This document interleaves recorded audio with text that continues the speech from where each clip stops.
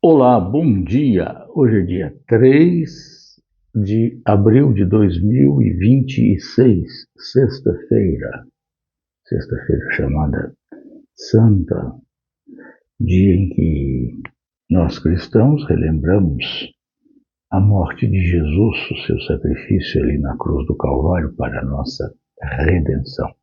E nesse sentido, seguindo ali a sequência de perguntas que temos na Escritura, entre muitas tantas, vamos ler Êxodo capítulo 12, versos 26 e 27, quando ali se faz referência a uma pergunta essencial no que diz respeito à compreensão da essência da Páscoa. Êxodo capítulo 12, versos 26 e 27. Então, vossos filhos vos perguntarão: que rito é este? Respondereis então: é o sacrifício da Páscoa ao Senhor, que passou por cima das casas dos filhos de Israel no Egito, quando feriu os egípcios e livrou as nossas casas. Então o povo se inclinou e adorou. Vossos filhos perguntarão: que rito é este? Podemos dar o tema a esta nossa meditação de hoje da seguinte maneira: Pai, o que é isso? Que cerimônia é essa? Que rito é esse? Que celebração é esta? Primeiramente, precisamos relembrar aqui, a palavra Páscoa significa passar sobre, passar, pass over em inglês. Foi depois distorcida para Easter, que é uma referência a uma deusa céltica, nórdica, cuja figura é uma mulher bonita, numa nuvem cheia de coelhinhos nessa nuvem. É a deusa da fertilidade. Aí, essa ideia de coelhinhos, ovos, a vida que renasce, porque essa deusa era ligada a isso. Enfim, absolutamente nada a ver com a Páscoa. Então vamos ver aqui. Por isso, quando seus filhos perguntarem: pai, o que é isso? Vocês vão explicar para eles. Então, a Páscoa, primeiramente, ela, Páscoa e seu fato histórico existencial. O momento era um momento no Egito, aproximadamente 430 anos de presença no Egito, 200 como convidados e o restante, então, como serviçais, como escravos. Essa era a condição dos hebreus quando a Páscoa ocorreu. Eles eram um povo escravizado, usado em trabalho penoso, pesado e duro por Faraó e para a prosperidade do Egito. Portanto, a Páscoa tem esse fato histórico existencial, localizado no tempo e no espaço. No Egito Antigo, depois de estarem por 430 anos aproximadamente naquelas terras. Páscoa, segundo aspecto, a Páscoa e seu fato étnico-religioso.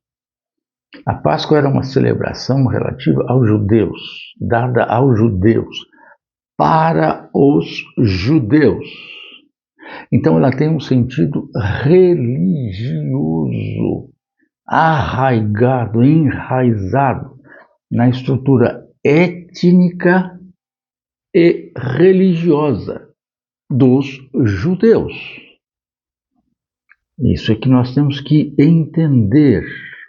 Ela tem, evidentemente, o sentido religioso, mas ela tem um sentido histórico, por isso étnico-religioso. Étnico por quê? Porque faz parte da história daquela etnia, daquele povo, daquele grupo social a que se passou a chamar judeus, na verdade os hebreus. E o sentido religioso é de que Yahvé, ou Javé, costumava chamar Jeová, Yahvé, ele livra o seu povo, ele liberta o seu povo daquela condição de escravidão. Isso é tão interessante que quando João escreve o Evangelho, que tem o seu nome, evidentemente, ele por 3 vezes, João 2,13, João 6,4, João 11,55 e o 5,1, alguns acham que também era referência à Páscoa. Ele diz assim, e a Páscoa dos judeus, a Páscoa, festa dos judeus, ou seja, a Páscoa, como celebração ritualística, como rito estabelecido, é dos judeus e para os judeus, como povo, como vínculo histórico na sua estrutura de etnia. Então, a Páscoa e seu fato histórico existencial, a Páscoa e seu fato étnico religioso, a Páscoa e seu fato transitório indicativo. Ou seja, a celebração da Páscoa não era algo a ser perpétuo. A celebração da Páscoa, como rito dos judeus, para os judeus, ela tinha ela estava envolvida num sentido transitório e indicativo, ou seja, transitório porque não era permanente ou perpétuo, é indicativo porque ela apontava para algo posterior, superior e definitivo a ela mesma, a Páscoa. A Páscoa, portanto, era um elemento de apontar para o futuro, aquela ocorrência histórica de abater o cordeiro, pegar o seu sangue, colocar nas vergas da porta para que o anjo passasse sobre, por isso Passover, passar sobre a verga e o anjo passa sobre, Páscoa 2 vezes aí, é o passar sobre. Esta indicação era o fato de que haveria uma situação nova, que era a realidade da qual a Páscoa era sombra, como diz a carta aos Hebreus. Então, a Páscoa e seu fato transitório e indicativo. E por último, não menos importante, apenas na estrutura que temos, a Páscoa e seu fato vicário redentivo. Isto significa que a Páscoa tinha esta centralidade em termos da sua existência e celebração, ou seja, a morte do Cordeiro.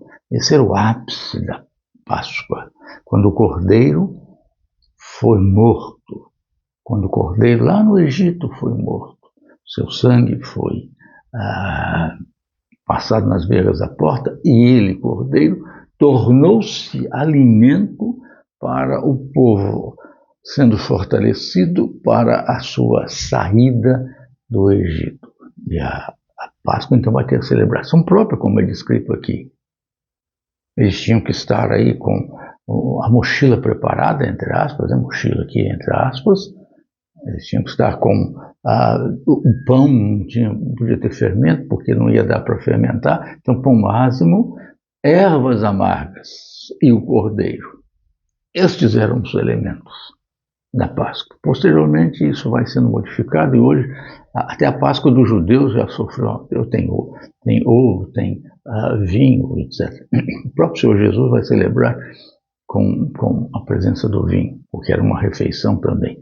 Mas aqui, à Páscoa estão ligados cordeiro, ervas amargas e o pão ázimo e esse sentido de urgência. Então, a Páscoa é seu fato vicário redentivo. Vicário porque é uma questão de substituição, tomar o lugar de, e redentivo porque gera a redenção, o livramento, a libertação. E então isso nós vemos exatamente na figura de quem? Naquilo que é central na Páscoa, a figura do cordeiro. Assim como no Egito o cordeiro foi morto, o seu sangue colocado sobre as vergas da porta para preservar aqueles que estavam na casa, assim também hoje.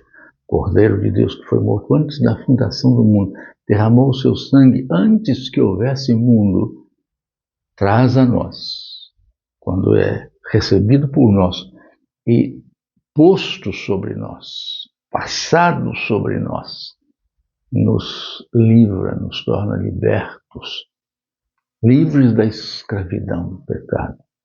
Tira-nos da tutela do diabo, arranca-nos deste cativeiro de condenação e nos leva à vida eterna.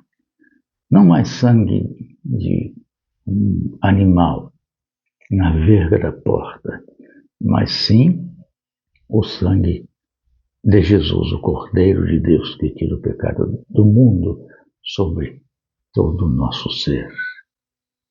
A Páscoa, ficou claro, era vida por meio da morte do Cordeiro. Assim Paulo diz na carta 1 aos Coríntios, capítulo 5, verso de número 7. Não vamos celebrar com os asmos da tristeza, etc., mas sim com os pães novos da alegria. Por quê? Porque Jesus é o nosso Cordeiro Pascal. Jesus é a nossa Páscoa. Não há celebração da Páscoa para os cristãos. Jesus, com seus discípulos, celebrou a última Páscoa e instituiu naquela noite o que seria o permanente daquilo que era transitório. Páscoa transitório, Eucaristia, Ceia do Senhor, Santa Ceia, comunhão. Permanente, definitivo. Não mais a figura, mas a realidade. E celebremos com alegria a Cristo Jesus, o nosso Cordeiro Pascal, que foi morto, derramou seu sangue para que nós pudéssemos ser salvos. E assim possamos viver para a glória dele. Amém? Amém.